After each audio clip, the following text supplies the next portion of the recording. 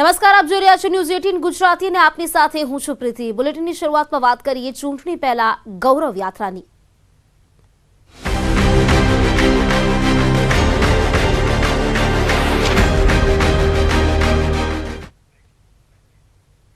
ભાજપના રાષ્ટ્રીય અધ્યક્ષ જેપી નડ્ડા ગુજરાત પ્રવાસે ભાજપની ગૌરવ યાત્રાનો તેઓ પ્રારંભ કરાવશે। મહેસાણાના બહુચરાજીમાં યાત્રાનો તેઓ પ્રારંભ કરાવશે। બહુચરાજીથી માતાના મઢ સુધી ગૌરવ યાત્રા, બપોરે દ્વારકાથી પોરબંદર સુધી આ યાત્રાનો તેઓ પ્રારંભ કરાવશે।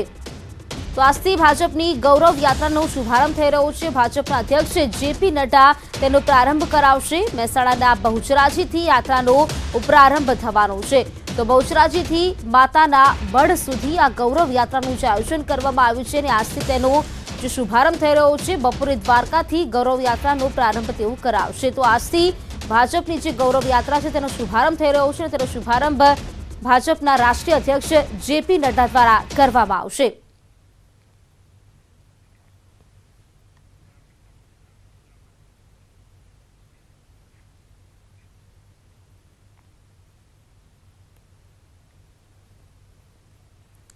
તો ભાજપની જે ગૌરવ યાત્રા છે તેના રૂટની વાત કરીએ। બહુચરાજીથી ગૌરવ યાત્રાની શરૂઆત થશે। તે માતાના મઢ સુધી આ જે યાત્રા છે તે રહેવાની છે। તેની શરૂઆત બહુચરાજીથી માતાના મઢ સુધી છે અને ઉનાઈથી જે શરૂ થવાની છે ગૌરવ યાત્રા, તે ઉનાઈથી લઈને પણ તે ગૌરવ યાત્રા આગળ પહોંચવાની છે। ભાજપની જે ગૌરવ યાત્રાના રૂટની જો વાત કરીએ તો આ રૂટ પણ ત્યાં સુધી પહોંચવાનું છે। ઉનાઈથી લઈને જે ગૌરવ યાત્રાની શરૂઆત થવાની છે, ઉનાઈથી અંબાજી સુધીની આ ગૌરવ યાત્રાનો રૂટ રહેવાનો છે।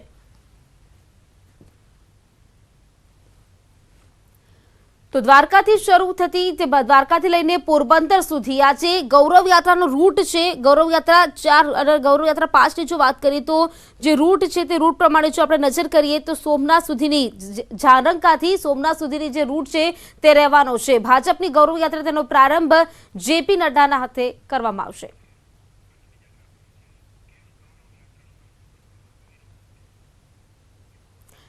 તો વાત કરીએ ભાજપની જે ગૌરવ યાત્રા તેનું આયોજન કેમ કરવામાં આવ્યું છે। ભાજપની ગૌરવ યાત્રા 144 વિધાનસભા બેઠકો માટે યોજાવાની છે। તો 14માંથી નબળી ગણાતી 83 બેઠકો પર ખાસ નજર છે, જેના માટે આ ગૌરવ યાત્રાનું આયોજન કરવામાં આવ્યું છે। સૌરાષ્ટ્ર અને ઉત્તર ગુજરાતમાં ભાજપની વિશેષ નજર છે। અહીં અત્યારે વાત કરીએ તો ઓછા માર્જિનથી હારેલી જે બેઠકો છે, આ બેઠકોમાં લીડ મેળવવાનો જે પ્રયાસ છે તે પણ અત્યારે હાથ ધરવામાં આવી રહ્યો છે। ખાસ કરીને જે આદિવાસી મતબેંક છે તેની પર ભાજપની નજર અત્યારે જોવા મળી રહી છે અને તેના માટે ગૌરવ યાત્રાનું આયોજન છે। ગૌરવ યાત્રામાં લગભગ 144 વિધાનસભા બેઠક આવરી લેવા માટે આયોજન છે। અને હવે વાત કરીએ કે આ ગૌરવ યાત્રાથી બીજેપીને કેવો ફાયદો થવાનો છે, કેટલો ફાયદો થવાનો છે। તો ભાજપે 1987 મજદૂર ન્યાય યાત્રાનું જે આયોજન કર્યું હતું, ત્યારે વાત કરીએ તો 1989માં ભાજપે લોકશક્તિ યાત્રા કરી હતી। જે યાત્રાઓ ભાજપ દ્વારા કરવામાં આવી છે તેની પર જો નજર કરીએ તો એલકે અડવાણીએ 1990માં રામ રથયાત્રા અયોધ્યા સોમનાથ સુધી તેમના દ્વારા યાત્રા કરવામાં આવી હતી। તો આ તરફ વર્ષ 1991માં એકતા યાત્રા ભાજપે કન્યાકુમારીથી કાશ્મીર સુધી યોજી હતી, 1991માં યોજાઈ હતી। 2002માં ચૂંટણીમાં ભાજપે ગુજરાત ગૌરવ યાત્રા આયોજન કરવામાં આવ્યું હતું 2002માં। ત્યારે ભાજપે 1987માં મજદૂર ન્યાય યાત્રાનું આયોજન કર્યું હતું। આ કેટલોક ફાયદો આ યાત્રા દરમિયાન ભાજપને રહ્યો છે।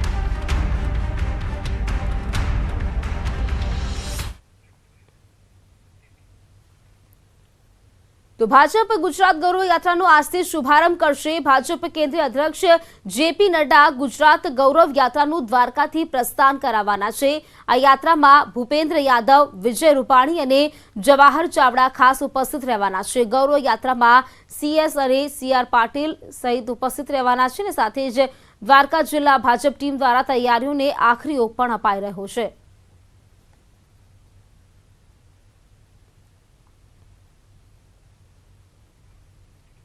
દ્વારકાથી નીકળી એનું પ્રસ્થાન છે અને સોમનાથ યાત્રા પૂરી થવાની છે, ત્યારે ભારતીય જનતા પાર્ટીના રાષ્ટ્રીય અધ્યક્ષ માન્ય શ્રી નડ્ડા સાહેબ અને એની સાથે ભારતીય જનતા પાર્ટીના અનેક મહાનુભાવો જોડાવાના છે।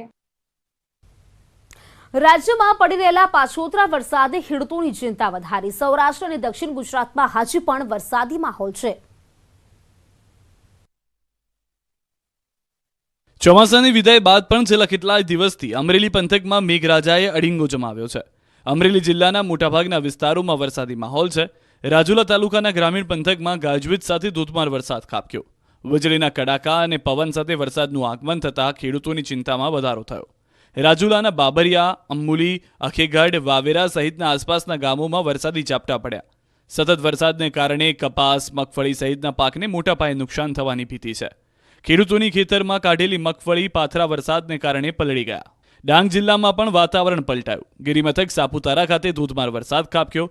પાછોતરા વરસાદને કારણે ડાંગર, નાગલી, વરાઈ જેવા પાકોમાં નુકસાનની ભીતિ. વરસાદ વરસતા વાતાવરણમાં ઠંડક આવી, પરંતુ વધારે પડતા વરસાદને કારણે ખેતી તબાહ થાય એવો ડર ખેડૂતોને સતાવી રહ્યો છે. આ તરફ સુરત શહેરમાં સતત ત્રીજા દિવસે વરસાદના હળવા ઝાપટા પડ્યા. કેટલાક વિસ્તારોમાં નોંધપાત્ર વરસાદ વરસ્યો. જોકે સુરત જિલ્લામાં સતત વરસાદને કારણે ડાંગરનો પાક નિષ્ફળ થાય એવો ખેડૂતોને ડર છે. આ તરફ ગીર સોમનાથ અને અમરેલીના સાવરકુંડલામાં ધોધમાર વરસાદ ખાબક્યો. વીજળીના કડાકા ભડાકા સાથે વરસાદ વરસ્યો. અમરેલી જિલ્લાના મોટાભાગના વિસ્તારમાં છેલ્લા 3 દિવસથી વરસાદી માહોલ છવાયો છે. સાવરકુંડલાના ઘનશ્યામનગર આસપાસ ગામડામાં ધોધમાર વરસાદ ખાબક્યો. રાજુલા શહેર અને આસપાસના ગામડામાં પણ ભારે વરસાદ વરસ્યો. કેટલાક વિસ્તારોમાં વીજળીના કડાકા ભડાકા સાથે વરસાદ થતાં ખેડૂતોમાં ફફડાટ ફેલાયો. રાજુલાના જૂની માંડરડી, જાપોદર, ધારેશ્વર, આગરિયા, સમૂહખેતી સહિત ગામડામાં ધોધમાર વરસાદ વરસ્યો. જાફરાબાદ તાલુકાના કેટલાક ગામડામાં પણ ધીમી ધારે વરસાદ પડતા કપાસ, મગફળી પાકોની નુકસાનીની ભીતિ સેવાઈ. ગીર પંથકમાં પણ પાછોતરા વરસાદે ભારે કરી. વેરાવળ અને કોડીનાર ગ્રામ્ય વિસ્તારમાં વાતાવરણમાં પલટો આવતા ખેડૂતોની ઊંઘ હરામ થઈ. વેરાવળમાં પંડવા, કોડીદરા, ભેટાળી, માતાસુલિયા સહિતના ગામોમાં વરસાદ વરસ્યો. કોડીનાર શહેર અને ગ્રામ્ય પંથકોમાં પણ છૂટોછવાયો વરસાદ પડ્યો. સતત વરસાદને કારણે ખેડૂતોએ વાવેલા મગફળી, સોયાબીન, કપાસ જેવા પાક તબાહ થાય એવી સ્થિતિ સર્જાય. બોટાદમાં કપાસના પાકના વાવેતરમાં સુકારો આવતા ખેડૂતો ચિંતામાં. લાખો રૂપિયાનું નુકસાન થવાની ખેડૂતોની ભીતિ સેવાઈ રહી છે. સરકાર સવેર કરી સહાય આપે તેવી ખેડૂતો દ્વારા માંગ કરાઈ છે.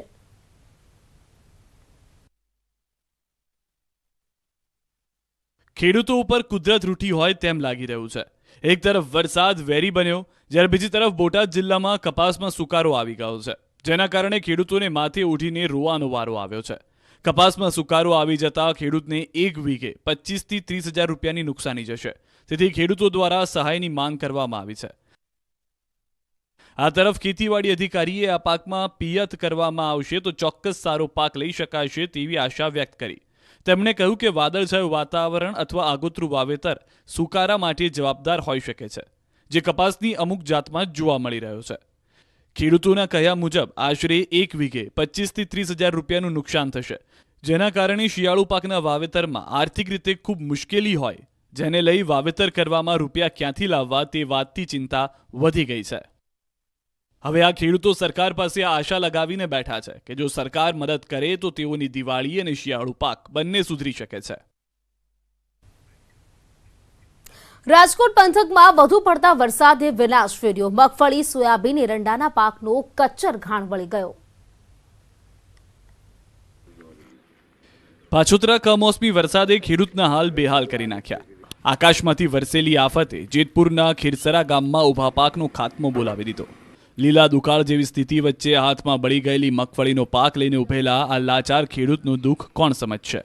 આ વખતે જેતપુર પંથકમાં મગફળીનું મબલક ઉત્પાદન થયું, પરંતુ પાછોતરા વરસાદે મગફળી પર એવો માર માર્યો કે ખેડૂતને મોટા પાયે નુકસાન થયું. ખેડૂતોના ખેતરમાં મગફળીના પાથરા પર વરસાદરૂપી આફત વરસી અને મગફળી પલળી ગઈ. માત્ર મગફળી જ નહીં, સોયાબીન સહિતના પાકો પર પણ પાણી ફરી વળ્યું. ખેડૂતની ઘાસડીઓ ભરેલી આ મગફળી એક સમયે ખેડૂતને માલામાલ કરવાની હતી, પરંતુ વરસાદની એક થપાટે હવે આ જ ખેડૂતને પાયમાલ તરફ ધકેલી દીધા છે. વારંવાર આવી રહેલી આફતો સામે ટકી રહેવા ખેડૂતે હવે તંત્ર સામે મદદનો હાથ લંબાવ્યો છે. ચોમાસા બાદ પણ રાજ્યના અનેક વિસ્તારોમાં થઈ રહ્યો છે વરસાદ. ખેડૂતો માટે વિલન બની રહ્યા છે માવઠા. જૂનાગઢમાં ગઈકાલે પડેલા વરસાદે ખેડૂતો માટે તારાજી સર્જી છે. ભારે પવન સાથે વરસેલા વરસાદે કપાસ, સોયાબીન અને અડદ જેવા પાકોને ભારે નુકસાન કર્યું. પાછુતરા વરસાદથી ખેડૂતોના હાથમાં આવેલો કોળિયો છીનવાઈ ગયો. હાલ કપાસનું હબ ગણાતા માણાવદર યાર્ડમાં કપાસની આવક શરૂ થઈ ગઈ હતી. ખેડૂતોને સારા ભાવ પણ મળી રહ્યા હતા. ત્યારે આ વરસાદે ખેડૂતની આશા પર પાણી ફેરવી દીધું છે. તંત્ર નુકસાનીનો સર્વે કરીને સહાય ચૂકવે તેવી ખેડૂતો દ્વારા માંગ કરવામાં આવી રહી છે. ગુજરાત પ્રવાસના ત્રીજા દિવસે પણ પીએમ મોદીએ અનેક સભાઓ ગજવી. જામકંડોરણામાં ડબલ એન્જિન સરકારે કર્યા ડબલ પ્રહાર.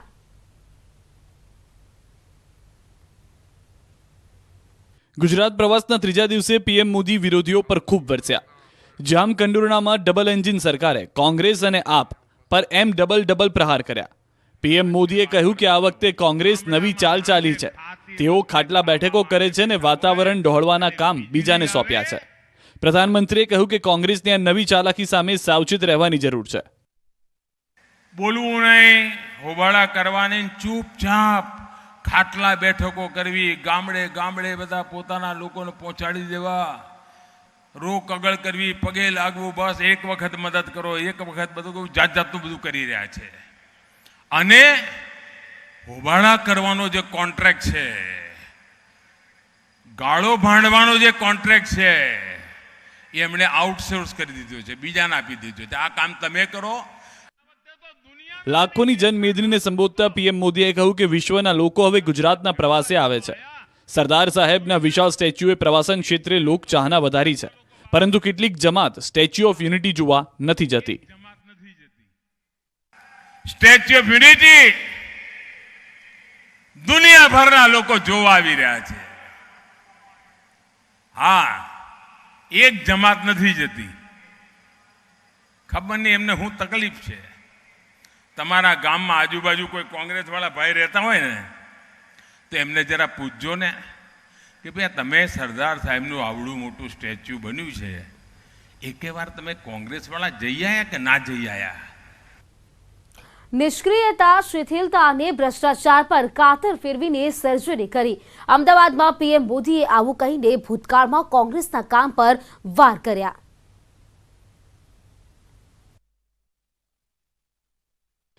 પીએમ મોદીએ અમદાવાદની સિવિલ હોસ્પિટલમાં કરોડો રૂપિયાના લોકાર્પણ અને ખાતમુહૂર્ત કર્યા. પ્રધાનમંત્રીએ પોતાના સંબોધનમાં કહ્યું કે જેમ દર્દીઓને ડોક્ટર સર્જરી કરવાની સલાહ આપે, એમ મેં રાજ્ય વ્યવસ્થા માટે એવું જ કર્યું. નિષ્ક્રિયતા, શિથિલતા અને ભ્રષ્ટાચાર પર કાતર ફેરવી. આવું કહીને પીએમ મોદીએ કોંગ્રેસના ભૂતકાળના કામ પર પણ ટોણો માર્યો. जो आप पेशेंट के लिए कहते हैं ना, मैं राज्य व्यवस्था के लिए ऐसा ही करता था जो डॉक्टर सलाह देते हैं. सर्जरी यानी पुरानी सरकारी व्यवस्था में हिम्मत के साथ पूरी ताकत से बदलाव. निष्क्रियता, लचरपन थी और भ्रष्टाचार पर कैची, ये मेरी सर्जरी रही. સંબોધનમાં પીએમ મોદીએ કેટલીય વાર કોંગ્રેસને આડે હાથ લીધી. તેઓએ કહ્યું કે હું ડોક્ટર નથી, છતાં મેં અલગ અલગ બીમારીઓ સરખી કરી છે.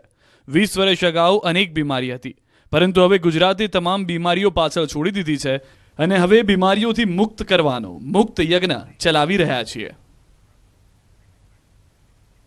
હમણાં સમુદ્ર કિનારા પર સફાઈ ચાલી રહી છે. આમ કહીને પીએમ મોદીએ બેટ દ્વારકામાં દબાણ હટાવવાની કામગીરીની પ્રશંસા કરી. ગુજરાત પ્રવાસે આવેલા પ્રધાનમંત્રી મોદીએ રાજ્યના દરિયા કિનારે થઈ રહેલી દબાણ હટાવ કામગીરીની ભરપેટ પ્રશંસા કરી. બેટ દ્વારકામાં તંત્ર દ્વારા કરાયેલા મેગા ડિમોલિશનની કામગીરીને પીએમ મોદીએ મુક્ત મને બિરદાવી. આપણી સમુદ્ર પટ્ટી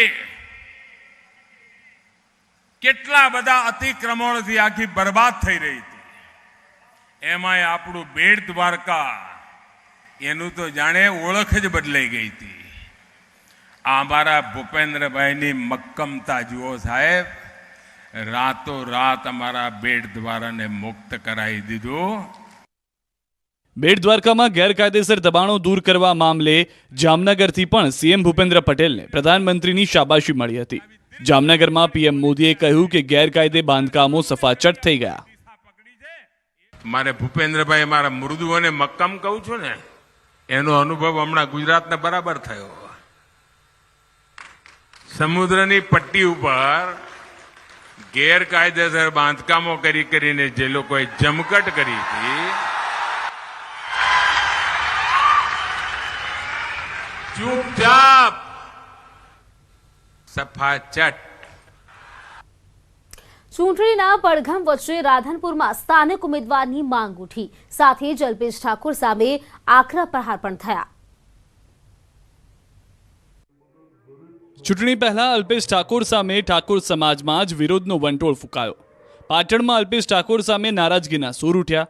પાટણમાં સ્થાનિક ઉમેદવારોની માંગ સાથે યોજાયેલા સંમેલનમાં સુરેશ ઠાકોર અને પૂર્વ ધારાસભ્ય નાગરજી ઠાકોરે અલ્પેશ સામે આકરા પ્રહાર કર્યા. તેઓએ તો ત્યાં સુધી કહી દીધું કે ભાજપ અમને ટિકિટ આપે, નહીતર અમે લડી લઈશું. અલ્પેશ ઠાકોર સમાજને પતાવવાનું મશીન છે, એને ઠાકોર સમાજને પતાવવા માટે ઉપયોગ થઈ રહ્યો છે. આલમને વિનંતી કરું છું, ઠાકોર સમાજને વિનંતી કરું છું, તમામને, કે આપણે કોઈ પણ ભોગે પાર્ટીને એક જ વિનંતી કે અમને ટિકિટ આપો. અમને ટિકિટ નહીં આપો તો અમે લડી લઈશું. મહત્વનું છે કે એવી પણ અટકળો ચાલી રહી છે કે રાધનપુર બેઠક પરથી ભારતીય જનતા પાર્ટી અલ્પેશ ઠાકોરને મેદાનમાં ઉતારી શકે છે. જો કે આ અટકળો વચ્ચે ઠાકોર સમાજમાં જ વિરોધના સૂર ઉઠતા અનેક તર્ક વિતર્ક સર્જાયા છે. આ તરફ ખેડામાં યોજાયેલા સાંસદ સંવાદ કાર્યક્રમમાં દેવુસિંહ ચૌહાણે આપ પર આકરા પ્રહારો કર્યા. તેઓએ કહ્યું કે આપના પ્રચારની અસર ચૂંટણી પર નહીં થાય. આપના આગેવાનો સમાજમાં ભાગલા પાડે છે. સમાજમાં ભાગલા પાડવાના પ્રયત્નો કરે છે, દુષ્પ્રચાર પ્રયત્નો કરે, ત્યારે આપના કાર્યકર્તાઓ અને નેતાઓને પણ ગુજરાતની પરિપક્વ સમજણ ધરાવતી જનતા સારી રીતે ઓળખે છે. તો બુલેટિનમાં રોકાઈશું એક બ્રેક માટે. અન્ય સમાચાર આ બ્રેક બાદ.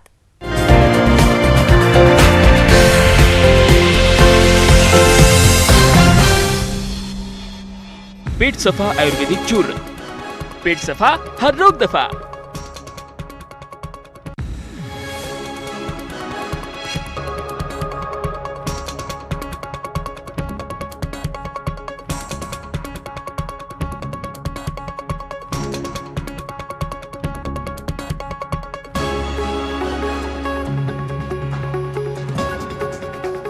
पेट सफा आयुर्वेदिक चूर्ण, पेट सफा हर रोग दफा. ભાવેશ કુંડારિયાએ કરી હતી હાઈકોર્ટમાં પિટિશન. મોરબીના ડેનિશ ગામી અને અન્ય ભાગીદાર વિરુદ્ધ કરાઈ હતી હાઈકોર્ટમાં અરજી. કાયદાને નેવે મૂકી બાંધકામ કરતા બિલ્ડર્સમાં ભયનો માહોલ. પ્રધાનમંત્રી નરેન્દ્ર મોદીએ અમદાવાદની સિવિલ હોસ્પિટલની લીધી મુલાકાત. પીએમએ 1275 કરોડના વિકાસ કામોનું લોકાર્પણ કર્યું. કહ્યું, મેડિસિટીમાં ગુજરાતના લોકોને સારી સુવિધા અને સારવાર મળશે. મેડિકલ ટુરિઝમ ક્ષેત્રે થશે વૃદ્ધિ. તો પ્રધાનમંત્રી મોદીએ કાર્યક્રમમાં કર્યું સંબોધન. કહ્યું, દુનિયાની સૌથી એડવાન્સ મેડિકલ ટેકનોલોજી અને મેડિકલ સુવિધાઓ હવે અમદાવાદમાં ઉપલબ્ધ થશે.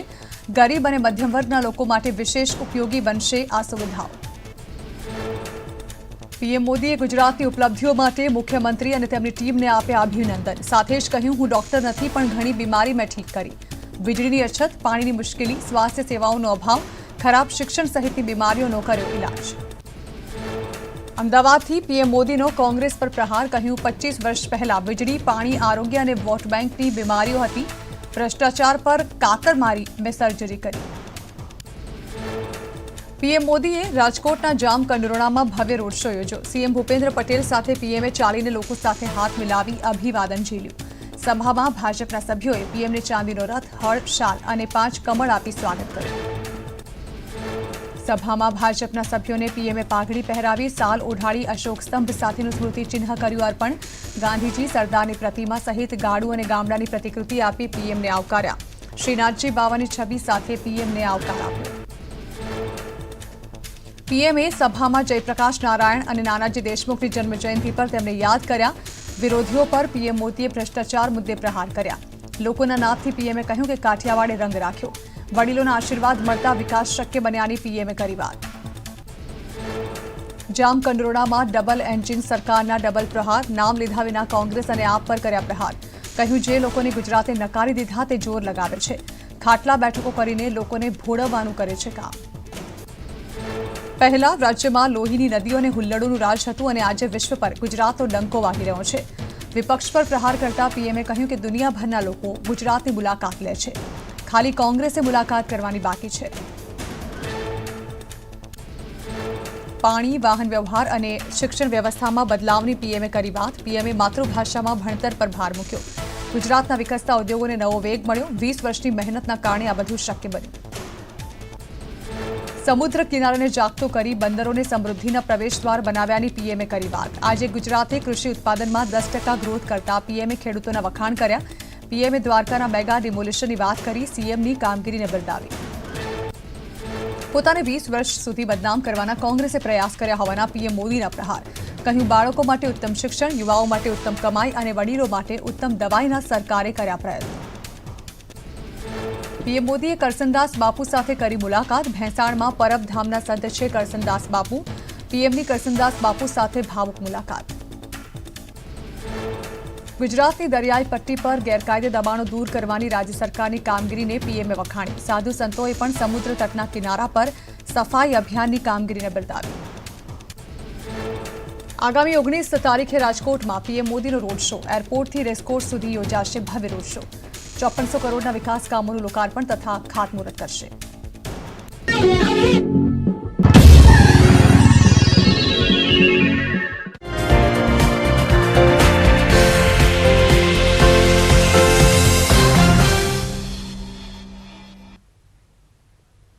તો બ્રેક બાદ ફરી આપનું સ્વાગત છે. પંચમહાલના સુરેલીમાં દૂધ મંડળીમાં વિવાદ ઉભો થયો. દૂધ મંડળીની બોડી ખોટી રીતે બરખાસ્ત કરી હોવાના આક્ષેપ થયા હતા. હાલના સરપંચે મનસ્વી રીતે જે દૂધ ઉત્પાદકો નથી તેવા લોકોને મંડળીમાં સભાસદ બનાવ્યા હતા. ગામના સભાસદોએ જિલ્લા રજિસ્ટ્રાર અને કલેક્ટરને આવેદનપત્ર આપી રજૂઆત કરી છે. હાલના મંડળીના પ્રમુખ અને બોડીને યથાવત રાખવાની માંગણી કરાઈ છે. માંગણી નહીં સંતોષાય તો ગાંધી ચિંધ્યા માર્ગે જવાની ચીમકી પણ ઉચ્ચારાઈ છે.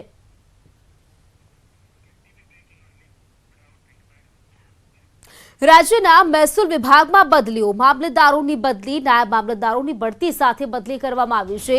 વર્ગ 2 અધિકારી મામલતદારોની બદલીઓ. 70 મામલતદારોની બદલીઓ કરાઈ છે તો વર્ગ 3 નાયબ મામલતદારોની બઢતી સાથે બદલી કરવામાં આવી છે. 28 નાયબ મામલતદારોની બઢતી સાથે બદલી કરાઈ છે. ભારત સતત વિકાસની હરણફાળ ભરી રહ્યું છે, છતાં આજે પણ અનેક જગ્યાએ રાજ્યના ખૂણે ખૂણે શ્રદ્ધા અને અંધશ્રદ્ધાને લઈને વિવાદ ચાલી રહ્યો છે. ઘટના છોટાઉદેપુરની છે. છોટાઉદેપુરમાં શ્રદ્ધા અને અંધશ્રદ્ધાને લઈ વિવાદ થયો. છોટાઉદેપુરના નસવાડી તાલુકાના વાઘિયા મહુડા ગામની ઘટનાએ ચર્ચા જગાવી. પુરુષ વ્યક્તિને માતાજી આવતા ગામ લોકોએ વિરોધ કર્યો. ધૂણતા વ્યક્તિનો એક વિડીયો વાયરલ થયો, જેને લઈને કેટલાક લોકો ધૂણતા વ્યક્તિની તરફેણ કરી રહ્યા છે તો કેટલાકનો આરોપ છે કે ધૂણતો વ્યક્તિ લોકોને ગેરમાર્ગે દોરી રહ્યો છે. કોઈનો રૂપિયો કે 5 રૂપિયા લેતા નથી અને ગામવાળા કહે છે એક વ્યક્તિના 10,000 રૂપિયા લે અને આ બધું નાટક કરે છે. મેલી વિદ્યા છે, ડાકણ છે, એમ છે, ટમ છે, એવી રીતે અમોને ભરમાવે છે. વિરોધ કરતા લોકોએ ગઈકાલે આવેદનપત્ર આપ્યું અને અંધશ્રદ્ધાને અટકાવવા કહ્યું. તો બીજી તરફ આજે માતાજીના સમર્થનમાં કેટલાક લોકોએ આમંત્રણ આપ્યું. જો કે ન્યૂઝ 18 અંધશ્રદ્ધાનું સમર્થન નથી કરતું. ગીર સોમનાથના કોડીનારના બરડા ગામના સરપંચ પર હુમલો થયો. દબાણ હટાવી કોમ્યુનિટી હોલ બનાવતી વેળાએ દબાણકારોએ હુમલો કર્યાની ઘટના બની. હુમલામાં સરપંચ ગંભીર રીતે ઘાયલ થયા છે. ઇજાગ્રસ્ત સરપંચને કોડીનાર હોસ્પિટલ ખસેડવામાં આવ્યા છે.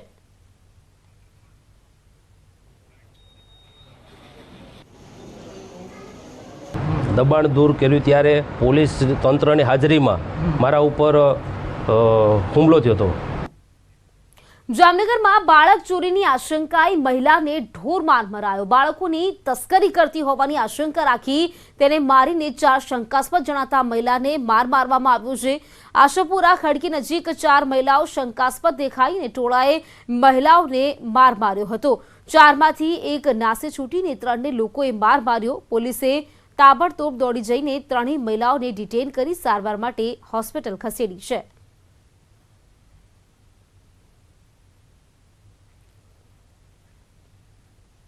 સુરતના સચિન વિસ્તારમાં આવેલા લાલપુરમાંથી સગીરાને પુખ્ત વયના પુરુષે ભગાડી જવાની ઘટના સામે આવી છે।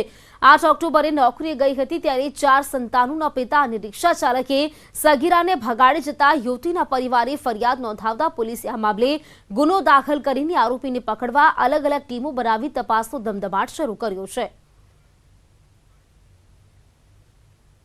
એક નાબાલિગ બાળાને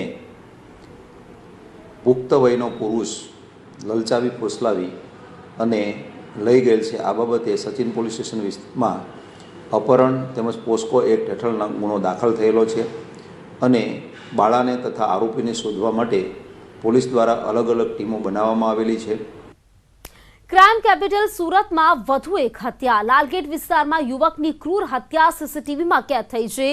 લાકડાના ફટકા માર્યા યુવકને મોતને ઘાટ ઉતારવામાં આવ્યો। સુરતમાં ગુનાખોરીનો ગ્રાફ વધુ ઊંચે લઈ જતી ઘટનાઓ સતત બની રહી છે। શહેરમાં સામાન્ય બાબતે હત્યાની ઘટનાઓ સામે આવી રહી છે। લાલગેટ વિસ્તારમાં લાકડાના ફટકા મારી મિત્રએ જ મિત્રની ઘાતકી હત્યા કરતા ખળભળાટ મચી ગયો। શહેરમાં વધુ એક હત્યાની ઘટના બનતા ચકચાર મચી। સુરતના લાલગેટ વિસ્તારમાં એક યુવકે બીજા યુવકને જાહેરમાં લાકડાના ફટકા મારી હત્યા નિપજાવી। હત્યાની આ ઘટના સીસીટીવીમાં પણ કેદ થઈ। મિત્ર દ્વારા જ મિત્રની હત્યા મામલે પોલીસ દોડતી થઈ હતી અને હત્યાનો ગુનો દાખલ કરીને આરોપીની ધરપકડ કરી છે। હત્યા કરનાર અને મૃતક બંને મિત્રો હતા અને તેમની વચ્ચે પૈસા મામલે ઝઘડો થયો હતો। આરોપીએ તેના મિત્ર પાસે જમવા માટે પૈસા માંગતા ઝઘડો થયો, જે બાદ ઉશ્કેરાયેલા યુવકે લાકડાના ફટકા મારી મિત્રની જ કરપીણ હત્યા કરી નાખી। પોલીસે હાલમાં હત્યારાની ધરપકડ કરી લીધી છે અને વધુ પૂછપરછ શરૂ કરી છે। સુરતમાં જાહેરમાં ચપ્પાના ઘા મારી હત્યા કરવામાં આવી। આરોપીઓ હજી પોલીસ પકડથી દૂર છે। ડાયમંડ સિટી હવે ક્રાઇમ સિટી બની રહ્યું હોય તેમ લાગી રહ્યું છે। છેલ્લા 48 કલાકમાં 3 હત્યાની ઘટનાઓ બની। ચોક બજાર પોલીસ સ્ટેશન વિસ્તારમાં ગુડ્ડુ નામના યુવકની ચપ્પુના ઘા મારી હત્યા કરવામાં આવી। પરપ્રાંતીય આ યુવકની 2 યુવકો દ્વારા હત્યા કરવામાં આવી। પોલીસે અજાણ્યા શખ્સો સામે ગુનો નોંધી આગળની તપાસ હાથ ધરી છે। હજી સુધી હત્યાનું કોઈ કારણ જાણવા મળ્યું નથી। સાથે જ તે વિશે પણ કોઈ માહિતી મળી નથી કે આરોપી અને મૃતક વચ્ચે કોઈ સંબંધ હતો કે નહીં। પોલીસ એ દિશામાં પણ તપાસ કરી રહી છે કે શું આ કોન્ટ્રાક્ટ કિલર્સ હતા કે પછી કોઈ અદાવતમાં હત્યા નિપજાવવામાં આવી છે। પરંતુ સમગ્ર ઘટના બાદ લોકોમાં પોલીસની કામગીરી અને ગુનેગારોમાં પોલીસનો ડર નથી રહ્યો તેવા અનેક સવાલો ઉદ્ભવી રહ્યા છે। તો બુલેટિનમાં અત્યારે ફક્ત આટલું જ। રજા આપશો। નમસ્કાર।